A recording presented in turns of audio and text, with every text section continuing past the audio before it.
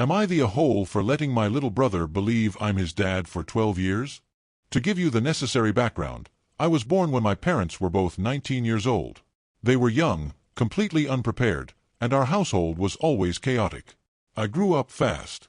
Decades passed, and out of nowhere, my only other brother was born when my parents were 42. They were well past the point of wanting to raise a baby, and their relationship was already completely fractured. They divorced shortly after he was introduced to the world. He was only 4 months old at the time. The divorce was incredibly bitter, but the worst part was their absolute coldness toward their newborn. They both wanted nothing to do with the child. It was like they viewed him as a mistake that ruined their lives rather than a human being. At the time, I was 23 and I was living alone in a small apartment with my then-girlfriend who was 21, who is now my wife. When my parents made it clear they were abandoning him, I was utterly horrified. I did my absolute best to convince at least one of them to take care of young him for his sake and the family's sake. I spent weeks begging my mother, crying on the phone, telling her a baby needed his mom. I went to my father's new place and tried to appeal to his conscience. Both refused adamantly. They looked me in the eyes and said that I should be taking custody of him instead, completely washing their hands of their own flesh and blood. So, I became the legal guardian of my brother. He was just a tiny, helpless infant, and I couldn't let him go into the foster care system. He's been living with us for the past 12 years, and honestly, things have been going really smooth for us. My girlfriend stuck by my side through the sleepless nights, the formula runs, and the endless diaper changes. We built a beautiful life together, got married, and eventually had 2 children of our own, who are now a 4-year-old girl and a 9-year-old boy. The complication in our household is something that developed completely naturally over time, but now it feels like a ticking time bomb. My brother, now almost 13, has been calling me Dad, and my wife Mum, and our 2 children his siblings. He has absolutely no idea about his real parents, and to be honest, I let all of that slide. When he was a toddler learning to speak, he just copied what he saw on television or what seemed normal for a parental figure. I didn't have the heart to correct a 3-year-old and explain complex custody laws and abandonment. As the years rolled on, it just became our normal reality. He has no idea that I'm really his blood brother and not his father, and lately, I'm starting to feel guilty and a little weird about it. He looks at me with total adoration, completely believing I am the man who brought him into this world. The real pressure isn't even coming from inside our house, it's coming from the outside. Some of my uncles and aunts come to visit occasionally, and they are really disgusted at the fact he calls me Dad.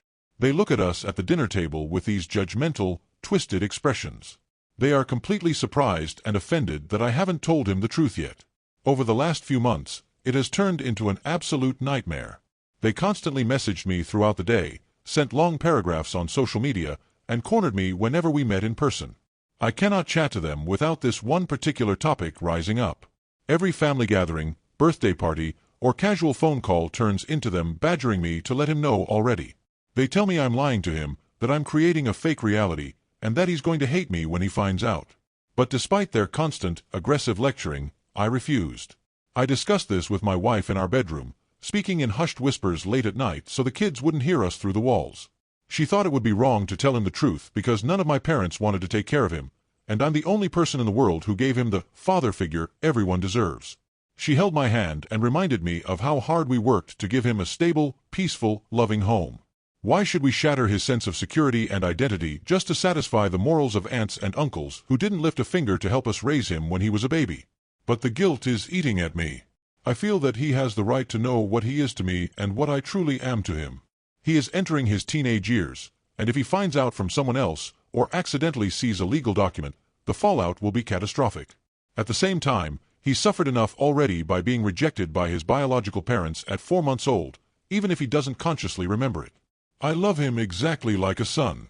I just want things to continue how it is, without the drama, without the heartbreak, and without breaking his trust. Reddit, AITA. Wibta, if I let him know the truth. Update. About 70% of the comments are advising me to tell my son who I really am to him, and some are saying, sooner than later.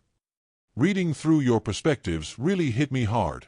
A lot of you pointed out that 13 is already a difficult age, and if he hits mid-teens or adulthood and realizes his entire life was built on a hidden truth, he might never forgive me.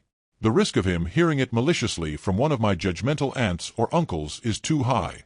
I've just got up to discuss this with my wife, showing her the comments and talking through the logistics of how this would actually go down. We sat on the couch for a long time, both of us crying, terrified of changing our family dynamic forever. Now, after a lot of hesitation, we've decided that it's best the truth comes from us, and it has to come now.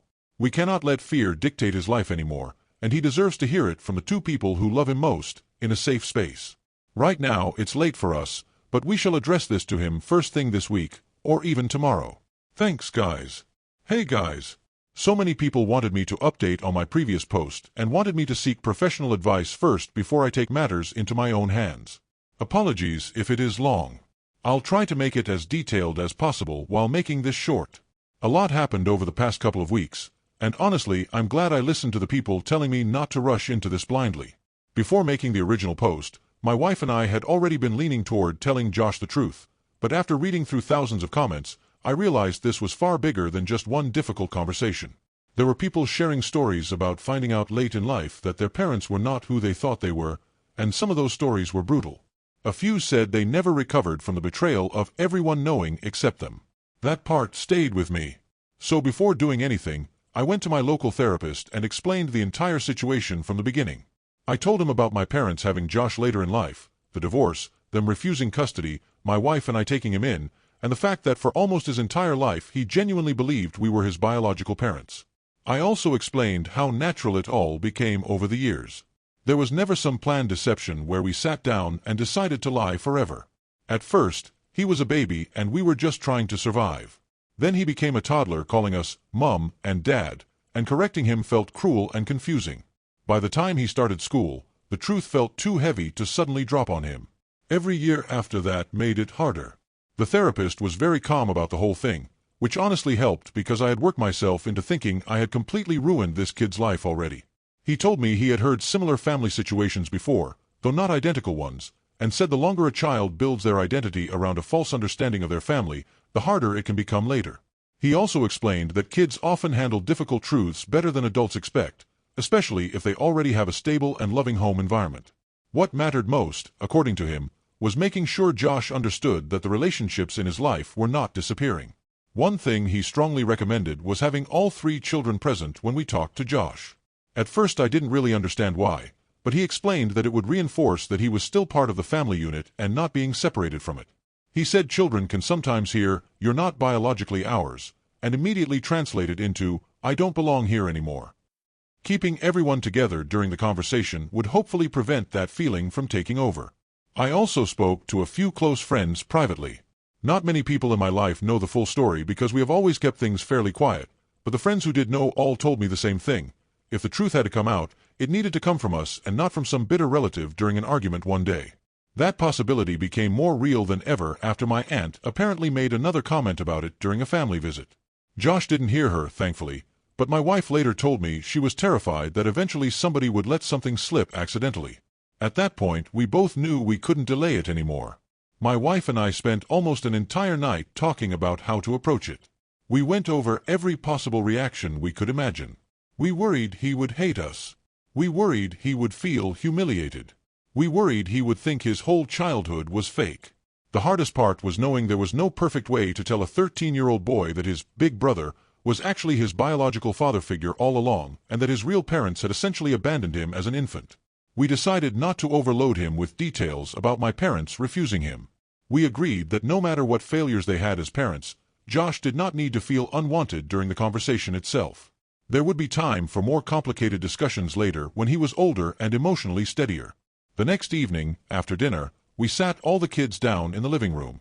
I don't think I've ever been that nervous in my life.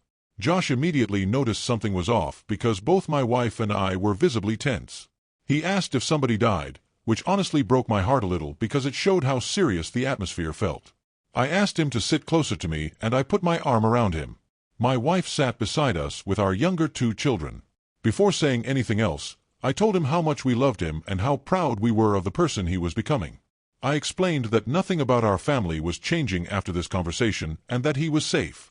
Then I told him the truth. I explained that biologically I was not his father, but his older brother. I told him about our parents being very young when they had me and much older when they had him. I explained that after their divorce they were not capable of raising another child, so my wife and I took custody of him when he was still a baby. I told him that from the moment he came into our home, he became our responsibility and our family. I tried to keep my parents in as fair a light as possible because despite everything, I didn't want Josh hearing pure hatred while learning this. I said they struggled badly and made selfish decisions, but I stopped short of saying they outright rejected him. I don't know if that was right or wrong, but I couldn't dump all of that onto him at once. At first he genuinely thought I was joking.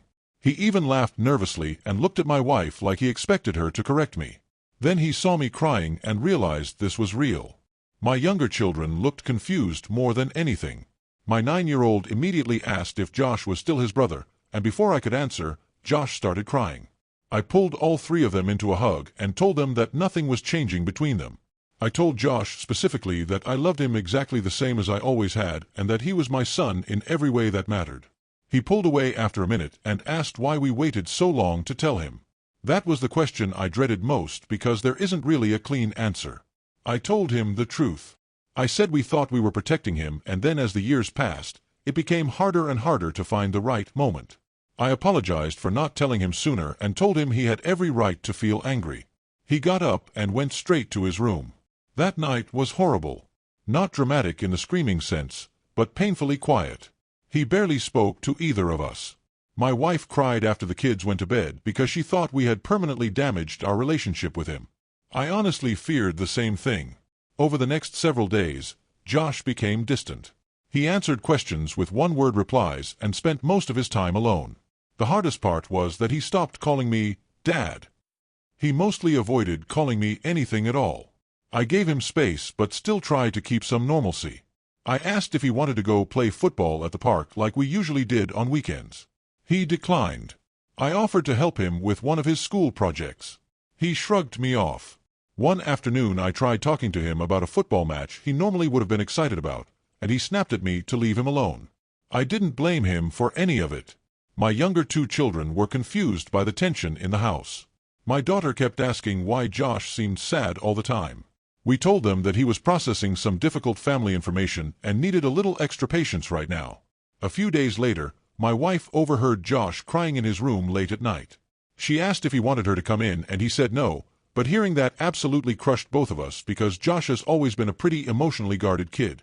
Even as a child, he was never overly dramatic or expressive when upset. Then something happened that honestly changed the atmosphere completely.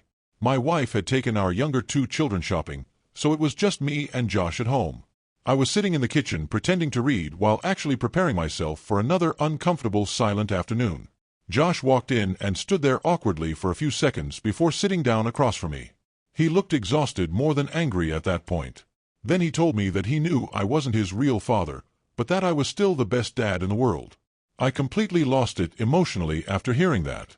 He started crying too, and we just hugged for a long time.